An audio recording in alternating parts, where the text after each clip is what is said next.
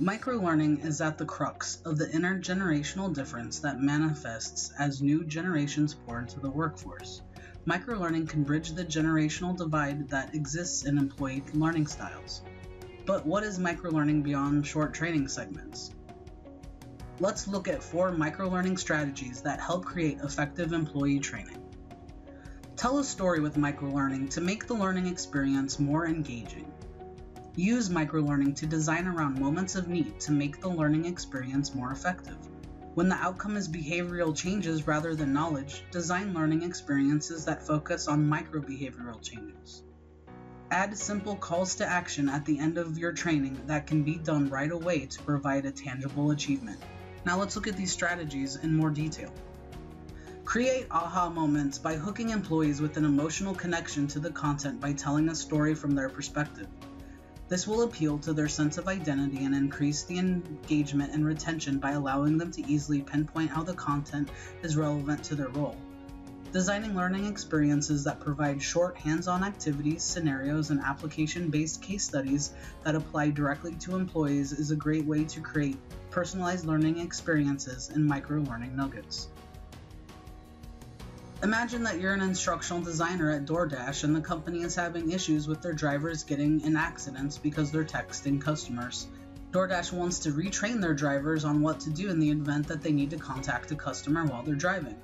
A great way to get their attention is to provide a relevant statistic or have an opening video in which one of the drivers who got into an accident relays their story. This would provide an emotional hook to the content and also foster a sense of identity. Traditional learning assumes the learner will need or want to have the knowledge in the future, while employees are motivated to learn when they have a direct need.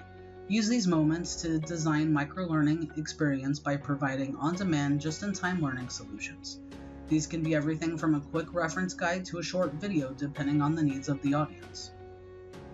Now let's say that you're an instructional designer at a cable company and the company is having multiple customer complaints about new installation technicians not knowing how to troubleshoot in the field. And those technicians are already provided substantial on-the-job training before going out on their own. Creating short troubleshooting videos for the most common errors that are accessible through a mobile device would provide a just-in-time training around the moment of need. Because the knowledge was accessed again and then applied in the field, retention is also much more likely.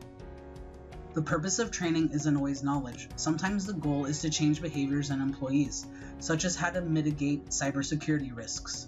Use microlearning to make these changes less intimidating by breaking them down into steps that scaffold to the desired behavior change. Now the company you work for has just switched call center vendors, and multiple processes of working with the new vendor will differ from the old vendor, and you are tasked with creating trainings for these new processes. Breaking up these intimidating changes into small steps with microlearning facilitates micro-behavioral changes that scaffold to the larger process changes, and allow the employee time to gain confidence in the new work process. Give the learner a related simple action to take at the end of the learning experience to help cement the content and draw back to the emotional connection.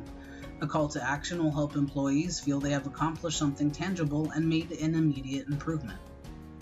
Imagine that you are in the same company as in the last example, and part of these process changes requires leadership to provide regular positive feedback to employees.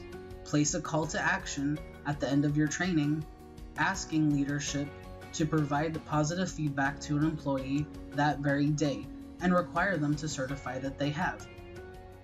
Designing around storytelling, moments of need, micro-behavioral changes, and providing calls to action in your trainings will help provide effective and engaging strategies to enhance your learning experiences and save money on repetitive and outdated L&D strategies.